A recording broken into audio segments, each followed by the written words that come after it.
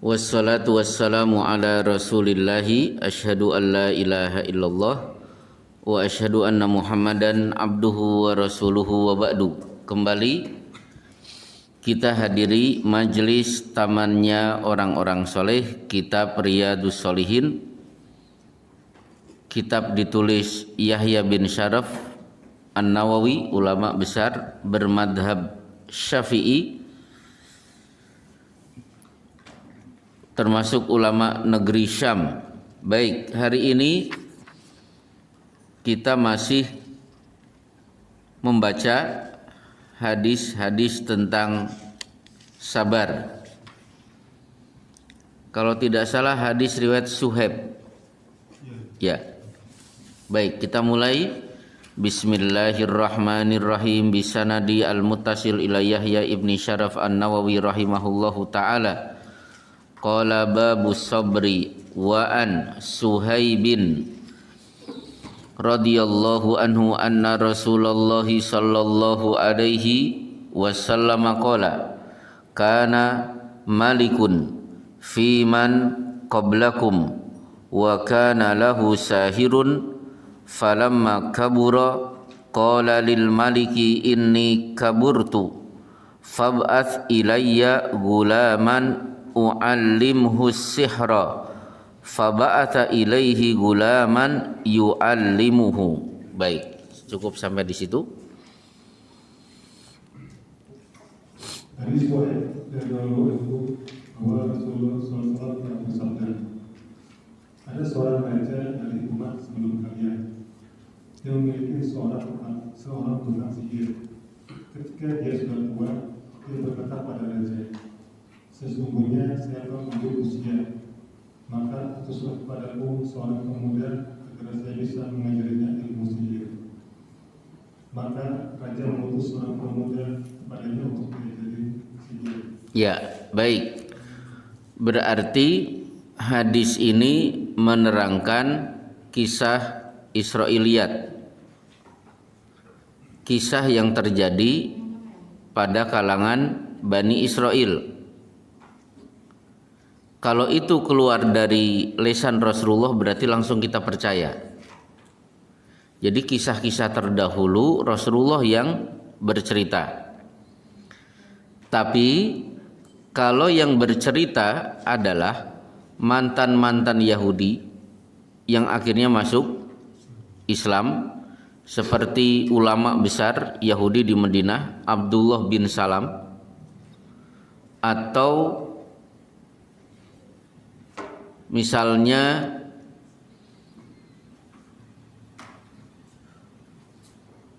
Atiyah Al-Qardi, atau Sofiyah binti Huyai bin Akhtab, atau Adi bin Hatim, atau Ka'ab Al-Ahbar, termasuk paman Rasulullah Shallallahu Alaihi Wasallam, Waraqah, paman Khadijah. Kalau mereka yang bercerita, maka la tusaddiqu ahlal kitabi wa la tukadzibuhum. Jangan percaya, tapi juga jangan ditolak. Seperti ketika mereka mendengar ayat Al-Quran bercerita tentang Nabi Musa, orang Yahudi, kemudian loh, ini kan diceritakan juga dalam kitab Taurat yang dulu kami pegang. Kadang-kadang mereka berkomentar, menambah keterangan dari ayat tersebut. Misalnya, wa auhayna ila ummi Musa an ardiih, kami wahyukan kepada ibunya Nabi Musa, jangan buru-buru dibuang bayi yang baru lahir itu ke Sungai Nil. Berikan ASI dulu. Nah, di sini orang-orang Yahudi yang akhirnya masuk Islam mengatakan dulu dalam kitab yang kami pegang, ibunya Nabi Musa bernama Yakobet. Quran nggak menyebut nama, tapi mereka menyebut Yakobet. Percaya tidak? Jangan. Ditolak juga jangan. Nah, sementara ini kisah umat terdahulu dari Bani Israel yang menuturkan langsung Rasulullah, maka wajib kita percaya. Jadi dulu ada raja, tepatnya di Yaman. Jadi peristiwa ini terjadi di negeri Yaman. Si raja punya pengawal, yaitu tukang sihir, persis seperti Fir'aun. Fir'aun itu dikelilingi oleh tukang sihir. Nah, si raja sihir ini merasa sudah sepuh, usul kepada raja, saya sudah tua, sebentar lagi saya akan mati. Kan aneh juga, tukang nyantet tapi merasa sebentar lagi akan mati. Takut juga, dia punya rasa sisi kelemahan. Nah, di sini ingin ilmunya tetap lestari, maka harus ada regenerasi. Minta dikirimkan satu gulam. Gulam itu dalam bahasa Arab anak sampai balik. Jadi sebelum balik, maka anak itu disebut dengan gulam. Waalaikumsalam. Pertanyaannya, kapan seorang anak disebut sudah balik? Cirinya tentu ada 4. Ciri pertama, anisobiyyi hatta yahtalima, anak kecil sampai dia mimpi basah. Siapa yang mimpi basah berarti sudah dianggap balik. Ternyata anak kita ditanya sudah mimpi basah belum, bingung mimpi basah itu apa. Beralih kepada ciri yang lain. Cirinya adalah kalau sudah tumbuh bulu di kemaluannya. Inilah yang terjadi pada Atiyah Al-Qardi ketika Rasulullah mengatakan seluruh Yahudi Bani Quraidah wajib dipenggal lehernya. Akhirnya satu persatu dipenggal lehernya, sementara tersisa banyak anak-anak. Nah, untuk menentukan anak-anak ini pantas untuk dipenggal, dipelorotin celananya, dilihat kemaluannya, ada bulu atau tidak. Nah, Atiyah Al-Qardi mengatakan wa kuntu mimman lam yanbut, aku termasuk anak-anak yang belum punya bulu di kemaluanku. Fa khalla sabili, akhirnya Rasulullah melepaskanku. Tidak lama kemudian Atiyah Al-Qardi akhirnya masuk Islam dan menjadi perawi hadis. Atau metode ketiga, ketika perang Uhud, Abdullah bin Umar daftar ikut baris, ditanya usianya berapa, 13 tahun, diminta pulang. Tahun depan ketika perang Khandaq, usiaku sudah 14 tahun, aku ikut berbaris dan Rasulullah akhirnya mengizinkan aku untuk ikut perang. Akhirnya disimpulkan ditinjau dari segi usia 14 tahun itu dianggap balik. Jadi balik itu bisa dilihat karena mimpi basah atau tumbuh kemaluan di rambutnya, terbalik ya, tumbuh rambut di kemaluannya, dan yang ketiga usia 14 tahun. Nah, si tukang sihir minta gulam. Gulam itu berarti anak belum balik. Akan saya didik, saya ajari untuk menguasai ilmu sihir. Maka mendidik orang itu kalau bisa dari kecil, bukan sudah tua. Misalnya ada orang setua Pak Agus baru sadar pengen baca Quran, itu stres yang ngajari Iqra. Itu kalau sudah tua. Coba kalau masih kecil, itu lebih mudah. Maka betul ketika ada kalimat at-ta'allumu fis-sigori kan-naqshi 'alal hajari. Belajar di waktu kecil seperti mengukir di atas batu. Wa ta'allum indal kibari kan-naqshi 'alal ma'. Kalau belajar di usia sudah tua seperti mengukir di atas air. Jadi anak kecil lebih mudah untuk dibentuk. Baik, dari kalimat ini kesimpulan yang lain, ilmu itu harus lestari sehingga harus ada regenerasi.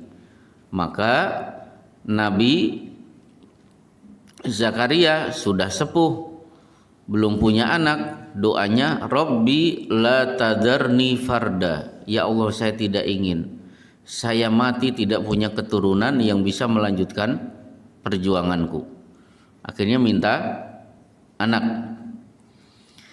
Baik, kalau ilmu ini dilanjutkan berarti ini amal jariyah bagi yang menyampaikan, sehingga anak Adam putus pulsa pahalanya kecuali sodakotin jariyatin aw ilmun yuntafa'u bihi aw waladun solihun yad'ulahu.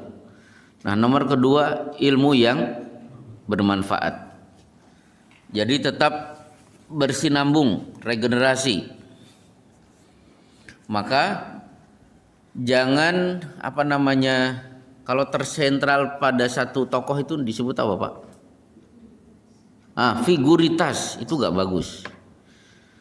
Jadi dalam sebuah pengajian kalau yang dipikir figuritas tidak ada regenerasi, itu bahaya. Saya pernah mengunjungi sebuah pesantren di Bogor. Pesantrennya sudah bubar karena tokohnya karismatik meninggal dunia, lupa untuk membuat regenerasi. Jadi karena tokohnya meninggal dunia, ya sudah bubar dan betul-betul sudah tidak punya santri. Baik, akhirnya si raja betul-betul mencari gulam dan dapat gulam itu. Kita lanjutkan.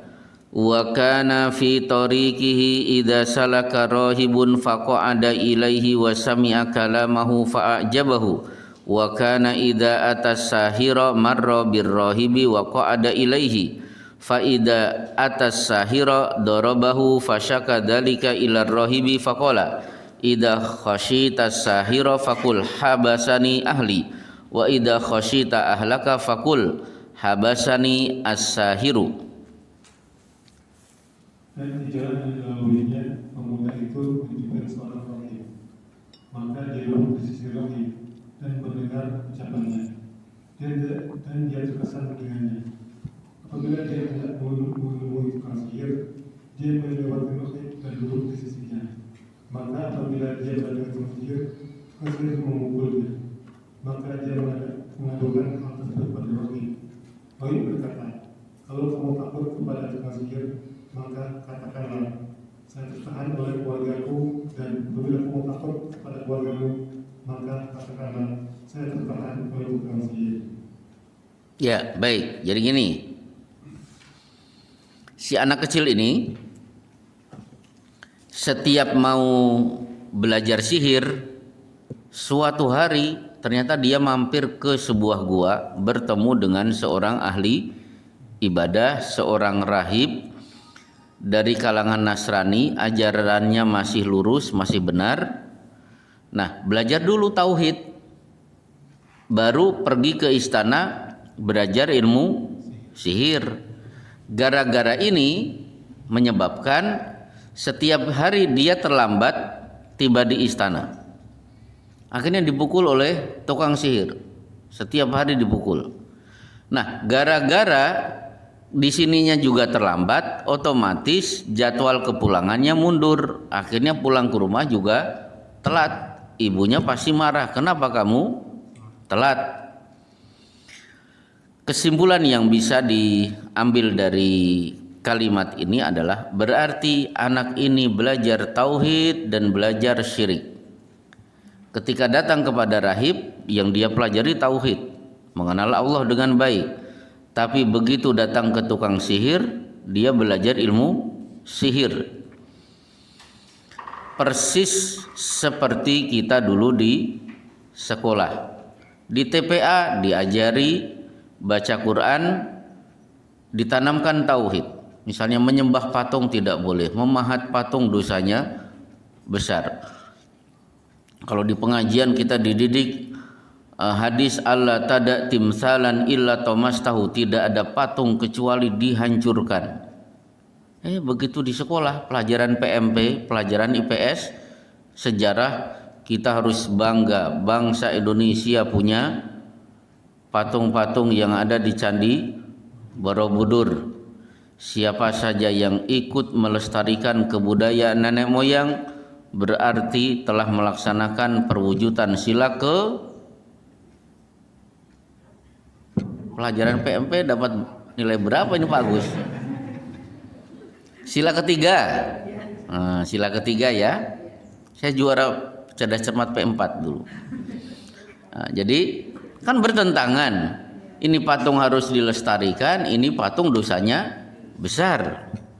Itulah gambaran si anak kecil ini. Tauhid dia masuk, tapi sihir juga harus dia pelajari. Campur aduk antara hak dan batil. Kemudian pelajaran kedua berarti sebuah lembaga pendidikan itu harus ada peraturan. Maka si anak kecil ini ketika terlambat itu dipukul oleh si tukang sihir. Berarti harus ada kedisiplinan. Di sekolah-sekolah yang terlambat itu harus ada hukuman. Sebagaimana dulu di pesantren, setengah jam sebelum adzan santri wajib sudah ada di masjid. Telat push up 50 kali. Makanya kita dulu push up 50, 100 itu sudah biasa. Dan tidak istirahat. 50 betul-betul sampai 50 tanpa ada jeda. Tapi sekarang diulangi 5 kali saja sudah ngos-ngosan. Dulu saya kuat 50 kali. Nah, baik. Berarti harus ada peraturan. Nah, dari hadis ini kita diperbolehkan untuk berbohong atau tauriyah. Bedakan bohong dan tauriyah. Bohong itu betul-betul bohong, betul-betul dusta. Kalau tauriyah itu kelihatannya bohong tapi tidak bohong. Dulu pernah saya sampaikan, Rasulullah duduk, ada orang tergopoh-gopoh. Ya Rasulullah, saya dikejar-kejar orang. Orang ini mau membunuhku. Berikan perlindungan kepadaku. Kata Rasulullah, silahkan pergi ke belakang, bersembunyi di belakang. Orang itu pergi ke belakang bersembunyi. Tiba-tiba ada orang lari. Rasulullah sudah tahu ini pasti yang ngejar. Akhirnya tempat duduk digeser. Tidak disebut digeser ke kanan atau ke kiri, mungkin mundur. Nah, disitulah yang ngejar bertanya, apakah Anda melihat ada orang masuk ke rumah ini? Maka Rasulullah menjawab, semenjak saya duduk di sini belum ada yang masuk kecuali Anda. Itu namanya tauriyah. Itu kan nggak bohong. Semenjak saya duduk di sini belum ada yang masuk ke rumah ini kecuali Anda. Itu disebut dengan tauriyah. Kalau al-kidbu itu betul-betul bohong. Al-kidbu dan tauriyah demi maslahat hukumnya boleh. Maka di sini si anak kecil ini kan babak belur, tiap hari dipukul oleh tukang sihir. Maka dia mengadu kepada rahib, ahli ibadah. Kata si rahib, kalau kamu terlambat datang ke tukang sihir, sampaikan pekerjaan di rumah dari ibu banyak. Aku tidak mungkin pergi belajar kecuali urusan di rumah sudah selesai. Nanti kalau kamu pulang ke rumah dimarahi ibu karena telat, katakan tugas-tugas dari tukang sihir hari ini banyak. Nah, itu berarti bohong. Baik, kita lanjutkan. Fabainahu wa ala dzalika idza ata ala dabatin azimatin qad habasatin nasa faqala al yauma a'lamu as-sahiru afdalu amir rahibu afdalu fa akhadha hajaran faqala Allahumma in kana amru rahib ahabba ilaika min amri sahir faqtul hadhihi dabata hatta yamdin nas faramaha faqatalaha wa madon nasu. Kala dia seperti itu, tiba-tiba dia melihat seekor binatang besar yang telah menghalangi orang-orang sehingga mereka tidak bisa lewat. Maka dia berkata, hari ini saya akan mengetahui apakah tukang sihir lebih baik atau rahib yang lebih baik. Maka dia mengambil sebuah batu lalu berdoa, ya Allah, jika perkara lain yang lebih baik dan lebih baik daripada perkara tukang sihir, maka bunuhlah hewan ini sehingga orang-orang bisa berlalu. Kemudian dia melemparkan batu itu dan dia berhasil membunuhnya. Ya. Orang-orang pun terus berjalan. Ya, baik. Akhirnya suatu hari si anak kecil ini ditantang oleh satu keadaan mempraktekkan mana yang lebih hebat, ilmu dari rahib atau ilmu dari tukang sihir. Muncul binatang besar, binatang mengerikan, membuat orang-orang tidak berani lewat. Akhirnya dia berdoa kepada Allah, ya Allah, tunjukkan kepadaku ilmu dari rahib atau ilmu santet dari tukang sihir yang bisa membunuh binatang itu. Akhirnya dia mengambil batu dengan mengucapkan, Allahumma, ya Allah, kalau pelajaran dari rahib itu lebih engkau cintai daripada ilmu dari tukang sihir, bunuhlah binatang ini. Dilempar, akhirnya betul-betul mati. Dari sini si anak kecil sadar bahwa ilmu tauhid yang disampaikan oleh rahib itu yang benar, ilmu sihir yang salah. Berarti ilmu itu harus dipraktekkan, mungkin dengan cara diamalkan atau mungkin dengan cara diajarkan. Jadi harus ada praktek. Kalau tidak dipraktekkan pasti akan lupa. Contoh misalnya, saya yakin teman saya satu kelas kalau ditanya tentang pembagian waris itu yang bisa menjawab cuma 10%.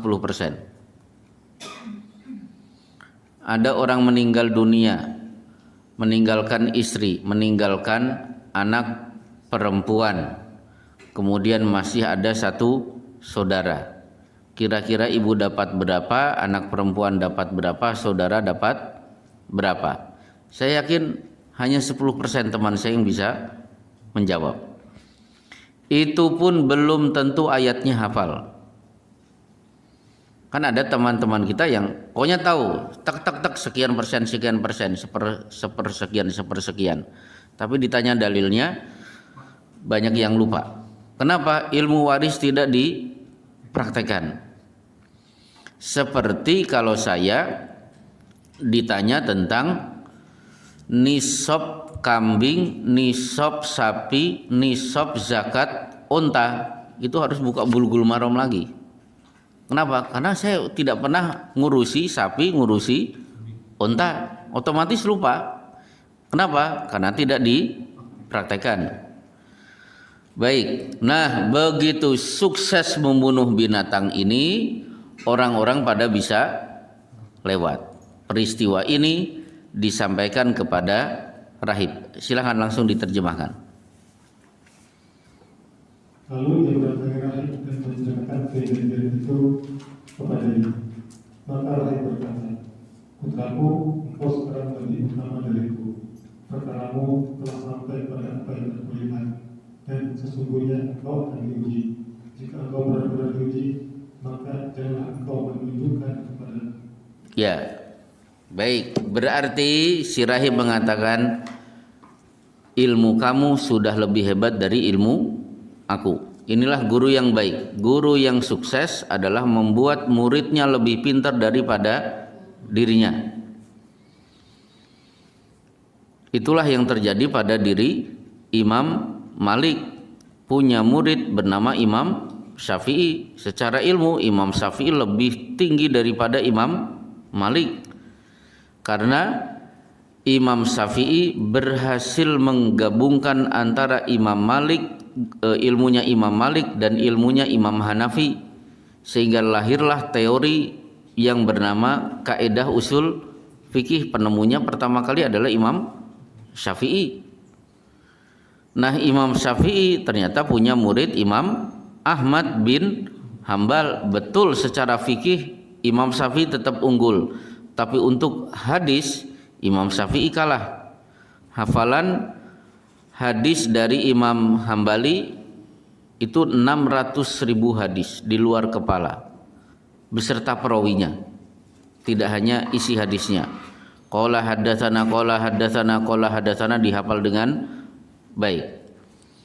Ternyata Imam Hambali punya murid lebih hebat daripada dirinya. Siapa? Imam Bukhari. Siapapun akan mengatakan as-sahul kitab ba'dal Quran Sahih Bukhari. Kitab yang paling sahih setelah Quran adalah kitab Sahih Bukhari. Hadis yang ada di Musnad Imam Ahmad masih banyak yang dhaif. Tapi kalau hadis yang diriwayatkan oleh Imam Bukhari semuanya jaminan mutu 100% sahih. Berarti Bukhari lebih hebat daripada gurunya. Baik, nah kemudian kata si rahib, pasti kamu akan mendapatkan ujian. Mendakwahkan tauhid pasti akan dapat ujian. Nanti kalau kamu ditangkap, disiksa, tolong sembunyikan identitasku. Jadi jangan ngomong ilmu ini berasal dari diriku. Baik, silakan lagi dilanjutkan. Pemuda tadi bisa menyembuhkan orang yang buta sejak lahir dan orang yang berpenyakit sumpah, serta mengobati orang-orang dari semua penyakit. Maka seorang buta yang dekat dengan raja mendengar hal itu. Akhirnya dia bertemu pemuda itu dan membawa hadiah yang melimpah. Dia berkata, semua yang ada di sini adalah untukmu jika kamu bisa menyembuhkanku. Maka pemuda itu berkata, sesungguhnya saya tidak bisa menyembuhkan seorang pun. Sesungguhnya yang menyembuhkan adalah Allah Azza wa Jalla. Dan Anda beriman kepada Allah Azza wa Jalla, saya akan berdoa kepada Allah agar dia menyembuhkanmu. Maka orang itu beriman kepada Allah Azza wa Jalla dan Allah pun menyembuhkannya. Ya, akhirnya si anak muda ini memulai berdakwah lewat pengobatan. Jadi boleh berdakwah menggunakan sarana seperti teman-teman kita berhasil berdakwah dengan cara mengadakan futsal, karena mereka hobi futsal. Ya udah gak apa-apa, diajak futsal. Futsal selesai sambil minum es, kemudian ceramah 10 menit. Lama kelamaan akhirnya ceramah itu pindah ke masjid. Karena teman saya tahu kalau diajak pengajian itu gak akan datang. Mereka hobinya apa? Futsal. Ya sudah, kita bayari. Bahkan yang tidak punya sepatu, kita belikan sepatu.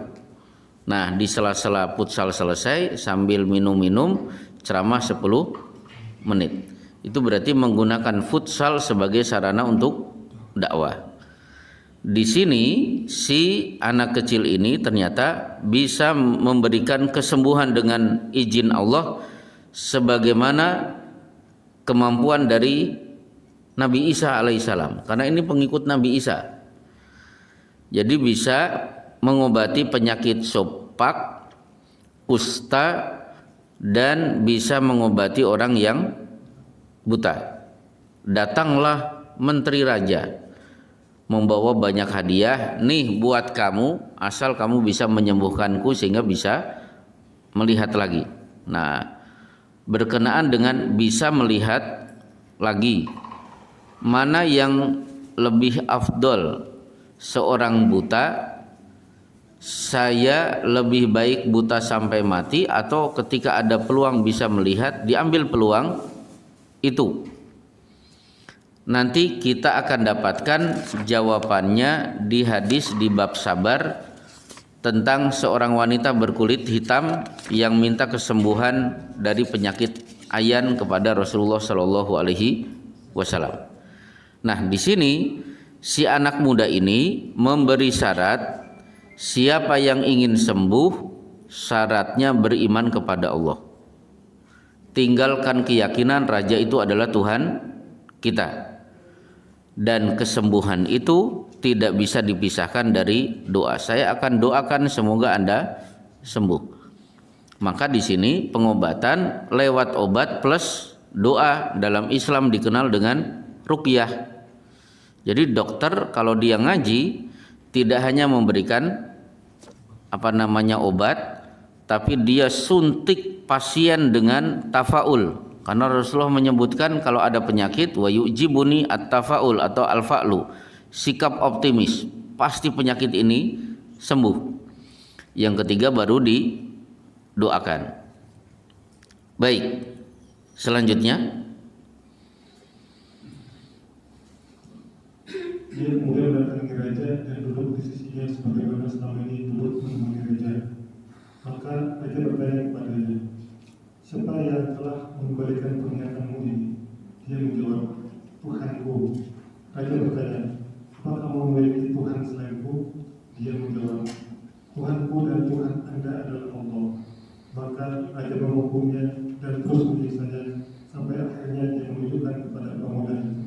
ya, jadi si mantan buta, si menteri datang ke kerajaan, bisa melihat. Loh, kok bisa melihat? Siapa yang membuat kamu bisa melihat? Tuhanku.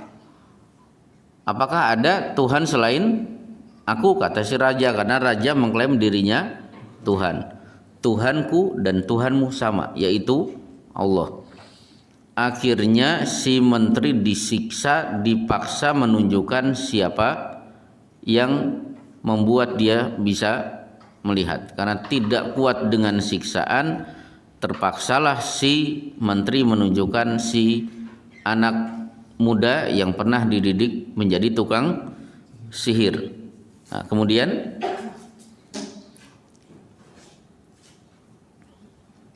pemuda itu pun ditantang. Lalu Raja berkata kepadanya, anak muda, sihirmu telah sampai pada tingkat menyembuhkan orang yang buta sejak lahir dan orang yang berpenyakit sopak, dan engkau telah berbuat dan berbuat. Maka dia menjawab, sesungguhnya saya tidak bisa menyembuhkan siapapun. Sesungguhnya yang menyembuhkan hanya Allah. Maka Raja menghukumnya dan terus menyiksanya hingga dimunculkan pada rahib tersebut. Rahib itu pun dihadirkan dan dikatakan kepadanya, tinggalkanlah agamamu. Dia menolak, maka Raja meminta dibawakan gergaji. Lalu gergaji itu diletakkan di tengah kepalanya. Maka dia membelahnya hingga jatuhlah kedua belahan itu. Kemudian kepada Raja dihadirkan dan dikatakan kepadanya, tinggalkanlah agamamu itu. Dia pun menolak, maka gergaji pun diletakkan di tengah kepalanya. Dia membelahnya hingga jatuhlah kedua belahan itu. nah, baik. Akhirnya si anak kecil ini ditanya, hebat betul ilmu sihirmu. Oh, gak bisa, saya tidak punya ilmu sihir. Orang itu sembuh karena Allah. Raja kaget, oh ilmu sihir kok tidak mempan, kok dia punya keyakinan Allah yang menyembuhkan. Hingga si anak kecil ini disiksa sampai anak kecil ini tidak mampu tahan dengan siksaan, terpaksa membocorkan siapa gurunya. Rahib pun dibawa, dipaksa untuk murtad, tidak mau, akhirnya digergaji, sampai akhirnya si menteri pun digergaji, kepalanya terbelah menjadi dua. Jadi begini, terkadang orang kalau menghadapi eksekusi mati malah berani, tapi kalau disiksa di luar batas perikemanusiaan kadang-kadang sudah tidak tahan hingga terpaksa melakukan pengakuan, menyampaikan pengakuan. Contoh begini, kasus para aktivis yang dituduh terorisme. Mungkin bapak-bapak perlu tahu, banyak di antara mereka sebenarnya bukan teroris, tapi ditangkap, kemudian mendapatkan siksaan yang luar biasa, terpaksa demi mempercepat proses akhirnya di sidang, dia mengiyakan semua permintaan si penyidik.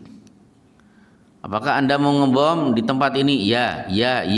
Dengan harapan nanti di meja sidang akan mencabut bab berita acara pemeriksaan. Meskipun akhirnya di meja sidang bab itu tidak diakui oleh hakim dan dia tetap tertuduh sebagai orang yang akan melakukan pengeboman. Demikianlah yang terjadi di Indonesia banyak sekali. Maka jangan suudon kalau melihat orang yang dicap teroris. Itu banyak di antara mereka. Kalau kita kunjungi penjara-penjara, karena saya dulu sudah pernah mengisi di penjara Cipinang, dan saya ketemu semua napi korupsi, napi maling, jambret, termasuk napi yang tertuduh teroris. Ternyata mereka mengatakan, saya melakukan pengakuan itu karena kami sudah tidak kuat dengan siksaan, dan memohon kepada kita untuk tidak percaya kepada berita TV karena kami sebenarnya menjadi korban. Termasuk ada yang ditangkap dan vonis 3 tahun penjara. Jadi si A ini bertemu si B di bus angkutan umum. Si B kan ini buronan. Si A temannya ketemu di bus, namanya juga lama tidak ketemu, ngobrol.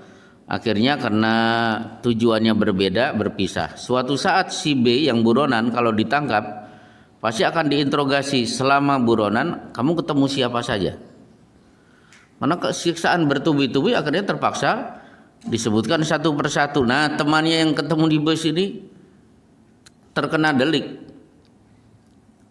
dianggap menyembunyikan buronan, akhirnya vonisnya 3 tahun. Padahal tidak tahu, si A itu tidak tahu kalau si B adalah buronan.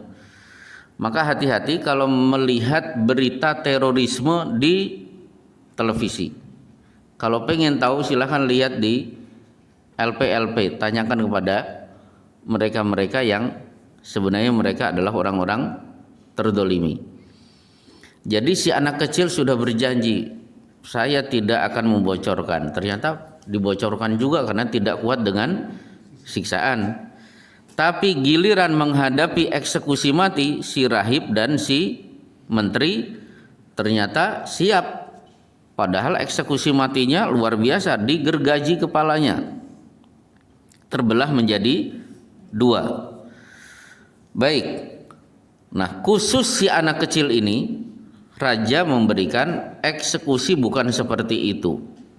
Ada 3 cara dan 3-tiganya gagal. Silakan dilanjutkan. Kemudian pemuda itu dihadirkan dan dikatakan kepadanya, tinggalkanlah agamamu. Dia menolak. Maka raja menyerahkannya kepada sekelompok pasukannya. Dia berkata, bawalah dia ke gunung ini dan itu, dan naikkanlah kalian ke puncak gunung dengan membawanya. Dan jika kalian sampai di puncaknya, jika dia mau meninggalkan agamanya, maka bebaskanlah dia. Tapi jika tidak, maka lemparkanlah dia.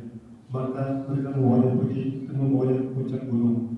Maka pemuda itu pun berdoa, ya Allah, lindungilah aku dari mereka dengan apa yang Engkau kehendaki. Maka gunung pun berguncang dan mereka berjatuhan. Nah, eksekusi pertama, Algojo bawa ke atas gunung. Kemudian tanya, dia masih bersikukuh dengan agama dia atau mau kembali mengakui aku sebagai Tuhan. Kalau bersikukuh tetap pada agama si rahib, lempar ke jurang. Tiba-tiba gunung bergoncang, Algojo semuanya terjatuh ke jurang. Anak kecil ini balik lagi ke istana. Kan raja bingung. Kita lihat kalimat berikutnya. Lalu dia berjalan menuju raja. Maka raja bertanya kepadanya, apa yang telah dilakukan oleh orang-orang yang membawamu? Dia menjawab, Allah Ta'ala telah menjagaku dari mereka. Maka raja menyerahkan kepada kelompok pasukannya yang lain dan berkata, bawalah dia dan naikkanlah di atas sebuah perahu, lalu bawalah dia ke tengah laut. Jika dia meninggalkan agamanya, maka bebaskanlah dia. Jika tidak, maka ceburkan dia. Maka mereka segera membawanya dan dia berdoa, ya Allah, jagalah aku dari mereka dengan apa yang Engkau kehendaki. Maka tiba-tiba kapal pun terbalik dan mereka mati tenggelam. Nah, jadi eksekusi kedua, buang ke tengah lautan. Justru perahu terbalik, eksekutor semuanya mati, si anak kecil bisa ke pinggir laut, berangkat, pergi, kembali ke istana. Baru si anak kecil tahu si raja sudah kehabisan cara, sudah putus asa. Seperti putus asanya Raja Ilyasik ketika Ibnu Taimiyah mengatakan kafir siapa yang menerapkan hukum Ilyasik, perpaduan antara hukum Islam, Yahudi, Nasrani dan Tartar. Akhirnya Imam Ibnu Taimiyah dipenjara dan Raja Ilyasik mengatakan kalau engkau tidak cabut fatwamu maka aku akan penjara kamu seumur hidup. Imam Ibnu Taimiyah mengatakan engkau penjara aku seumur hidup berarti engkau beri kesempatan aku untuk lebih dekat kepada Allah. Si Raja Ilyasik mengatakan nanti akan kami asingkan ke luar daerah yang sangat jauh. Ibnu Taimiyah menjawab berarti engkau memberi kesempatan aku jalan-jalan fi sabilillah. Raja Ilyasik kemudian mengatakan besok akan aku eksekusi mati kamu. Ibnu Taimiyah mengatakan seandainya aku punya emas sebanyak seisi gentong akan aku hadiahkan kepadamu karena engkau mempercepat pertemuanku dengan Allah. Kan bingung Raja Ilyasik. Di penjara senang, diasingkan senang, dieksekusi malah tambah senang. Nah, si anak kecil ini tahu raja sudah putus asa. Akhirnya membocorkan bagaimana caranya raja bisa membunuh dirinya. Berarti si anak kecil ini secara tidak langsung melakukan tindakan bunuh diri. Siap mati demi maslahat yang besar. Kita lihat perkataan dari si anak ini. Lalu dia berjalan mendatangi raja. Raja bertanya kepadanya, apa yang telah dilakukan oleh orang-orang yang membawamu? Dia menjawab, Allah Ta'ala telah melindungiku dari mereka. Lalu dia berkata kepada raja, sesungguhnya Anda tidak akan bisa membunuhku hingga Anda mau mengerjakan apa yang saya perintahkan kepada Anda. Maka raja bertanya, apa itu? Dia menjawab, Anda mengumpulkan orang-orang dengan lapang dan Anda menyalibku di batang pohon kurma. Kemudian ambillah satu anak panah dari kantong anak-anakku. Kemudian letakkan anak panah tepat pada tengah-tengah busur. Kemudian ucapkanlah dengan menyebut nama Allah, Tuhannya pemuda ini. Kemudian panahlah saya.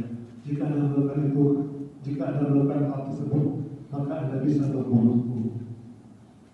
Ya, syaratnya kumpulkan orang-orang di lapangan luas, salib saya, eksekusi saya dengan cara dipanah, tapi panah harus berasal dari panah yang aku miliki. Ketika tali panah ditarik, sebelumnya membaca Bismillahi dengan menyebut nama Allah, Rabbil Gulam, Tuhannya anak ini. Kalimat ini harus didengar oleh seluruh orang yang ada. Di mana selama ini orang yang ada itu percaya bahwa raja itu adalah Tuhan. Baik, bagaimana cerita selanjutnya? Maka raja mengumpulkan orang-orang di sebuah kapal dan menjadi anak muda itu di batang sebuah pohon kurma.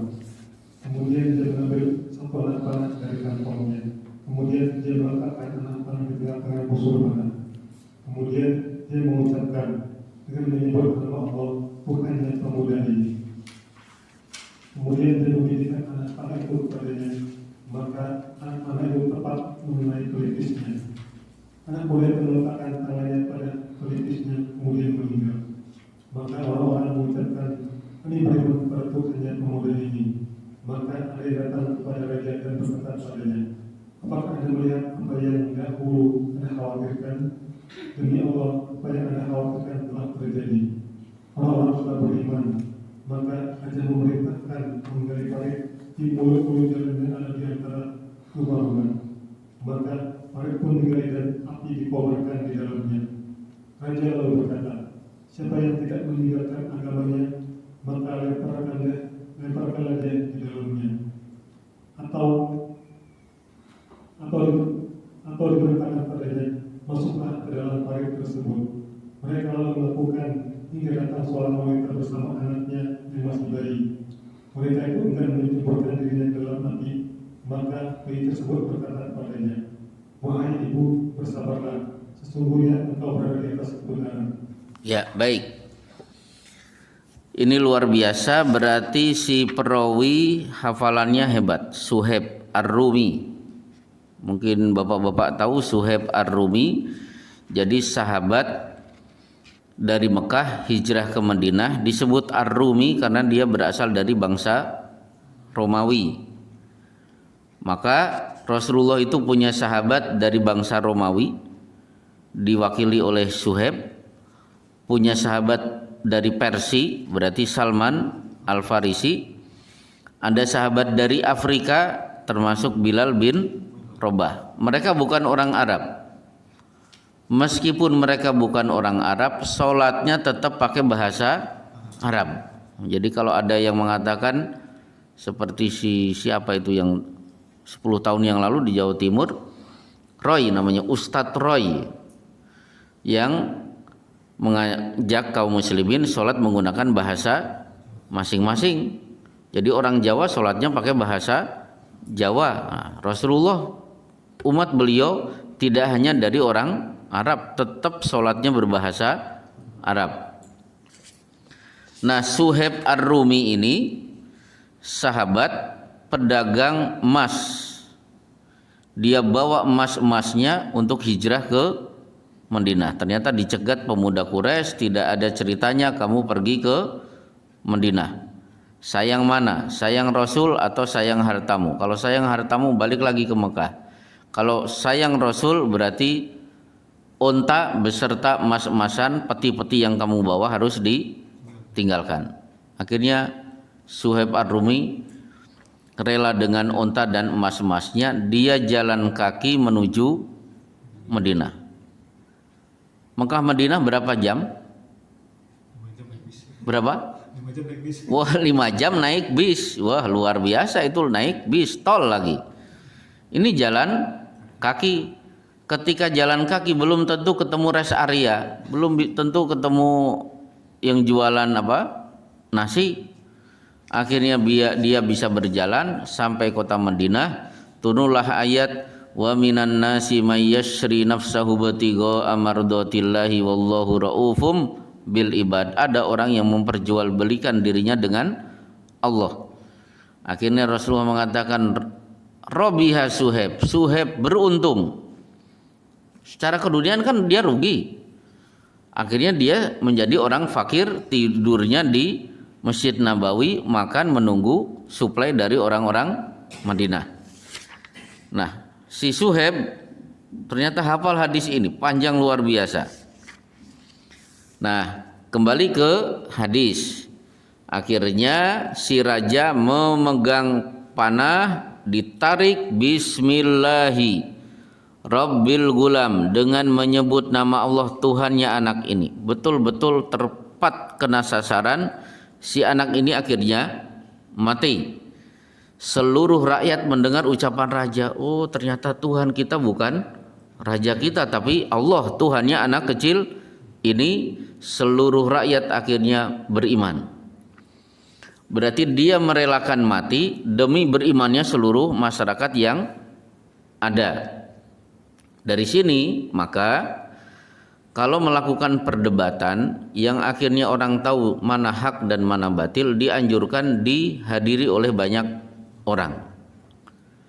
Seperti Imam Hanafi ditantang debat untuk membuktikan bahwa manusia berasal dari Adam, sementara orang itu mengklaim manusia berasal dari monyet. Teori Darwin. Imam Hanafi itu kan jago logika. Masyarakat sudah kumpul banyak, akhirnya debat gak panjang-panjang.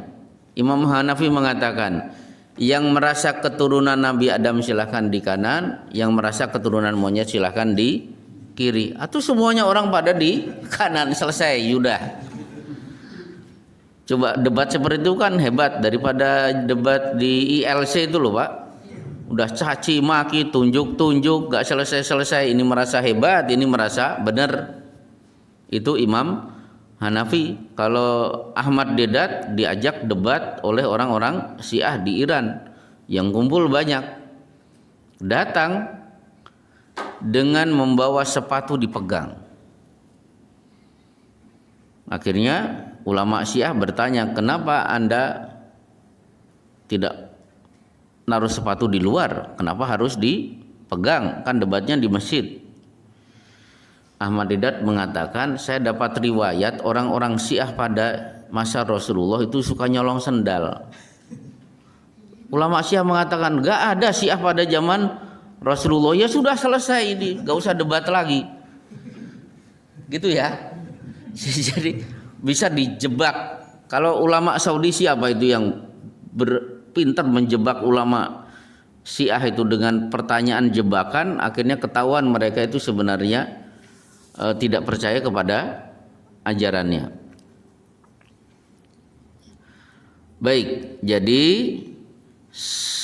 kematian dia disaksikan oleh seluruh rakyat. Akhirnya tentara-tentara, orang-orang yang masih setia kepada raja mengatakan, inilah yang kami khawatirkan wahai raja. Orang-orang akhirnya beriman kepada ajaran anak ini, beriman kepada Allah. Akhirnya diputuskan seluruhnya dieksekusi mati dengan cara dibakar di parit. Korban terakhir adalah ibu yang menggendong anaknya. Si ibu bingung, di satu sisi mengakui kebenaran, tapi di sisi yang lain sayang kepada si bayi. Tiba-tiba bayi bisa bicara, ya ummah isbiri fa innaki alal haq, wahai ibu bersabarlah, engkau berada di atas kebenaran. Akhirnya dua-duanya menghadapi eksekusi mati. Inilah perjuangan Islam. Bukan targetnya berkuasa, bukan targetnya menang, tapi targetnya wa ma khalaqtul jinna wal insa illa liya'budun. Tidaklah aku ciptakan jin dan manusia kecuali hanya beribadah kepada Allah, meskipun mati. Jadi jangan dibayangkan target dakwah itu harus menang, punya pesantren di mana-mana, seolah-olah kalau dakwah menyebabkan akhirnya masyarakat mati, dibunuh oleh orang kafir, dianggap sebuah kegagalan. Itu keliru. Menurut teori kita kan gagal. Masa gara-gara beriman musnah seluruh orang yang beriman. Tapi begitulah yang terjadi. Allah tidak pernah meminta hasil, tapi usaha. Wa qul malu fasayarallahu amalakum. Beramalah kalian, niscaya Allah akan melihat amal kalian, bukan hasil kalian. Kita semuanya mati misalnya tidak sampai melihat khilafah ala minhaji nubuwah. Nah nanti kan ada satu periode kita berada di bawah khilafah sesuai dengan kenabian. Khilafahnya adalah Imam Mahdi. Dari situ kita akan berkuasa di muka bumi. Kalau ternyata sampai mati kita tidak mencicipi situasi itu, nggak masalah. Yang ada babak belur di mana-mana umat Islam dizolimi. Yang penting istiqomah di atas al-haq, bukan targetnya adalah kekuasaan. Baik, insya Allah cukup. Inilah kajian kita pada pagi hari ini. Ada pertanyaan, saya persilahkan. Seputar kajian atau di luar pembahasan. Pak Agus punya problem dari rumah, silakan. Ada ibu-ibu atau ibu Pupun punya problem, masalah? Kalau tidak nanti saya sampaikan materi yang lain. Nah, di sini coba di sini kan ada si anak kecil tadi membocorkan bagaimana caranya membunuh dirinya. Kalau ada yang punya Syarah Riyadhus Shalihin tulisan Syekh Muhammad Shaleh Utsaimin, beliau menerangkan bahwa hadis ini sering dijadikan argumentasi boleh melakukan tindakan bom bunuh diri seperti yang terjadi di Palestina. Anak kecil itu kan membocorkan siap mati, tapi ternyata hasilnya orang pada beriman. Berarti tindakan bunuh diri demi bisa membunuh sekian banyak orang Israel. Di majalah-majalah Indonesia, kalimat dari Syekh Utsaimin itu tidak ditampilkan secara utuh. Jadi di situ ada kalimat, saya tidak menganggap ini istishhad. Istishhad itu bom syahid. Tapi saya menilai itu adalah istimatah, bom bunuh diri. Tapi di situ ada alinea terakhir. Beliau berharap meskipun ini menurut saya bom bunuh diri, semoga bagian dari ijtihad, siapa yang benar pahala 2, siapa yang salah pahala 1. Tidak mencaci maki umat Islam di Palestina yang sedang berjuang untuk membebaskan dirinya dari penjajahan Israel. Karena ada sebagian kita yang ada hanya murni caci maki, itu adalah tindakan bodoh, pelakunya pasti neraka jahanam, kekal di dalamnya, tanpa ada satu kalimat kecaman kepada siapa yang selama ini menjajah bumi Palestina. Mereka Israel yang telah menjajah Palestina. Jadi tetap kita punya rasa kasih sayang kepada saudara Palestina. Kenapa mereka begitu terpaksa melakukan tindakan bom bunuh diri? Jadi gini, kan aneh. Israel itu kan kecil, dikelilingi oleh bangsa Arab. Kok bisa menjajah Palestina? Kok bisa orang masuk Masjidil Aqsa itu harus izin kepada pendudukan Israel? Harusnya kita harus mikir, negara kecil dikelilingi oleh bangsa Arab, ternyata sampai hari ini leluasa menjajah Palestina. Maka orang-orang Palestina ketika ditanya kenapa melakukan tindakan bunuh diri, bom bunuh diri, lah kalian orang Arab tidak memberikan bantuan kepada kami. Harusnya selesai dalam seminggu itu selesai Israel. Kalau bangsa Arab yang Muslim bahu membahu untuk membebaskan Palestina.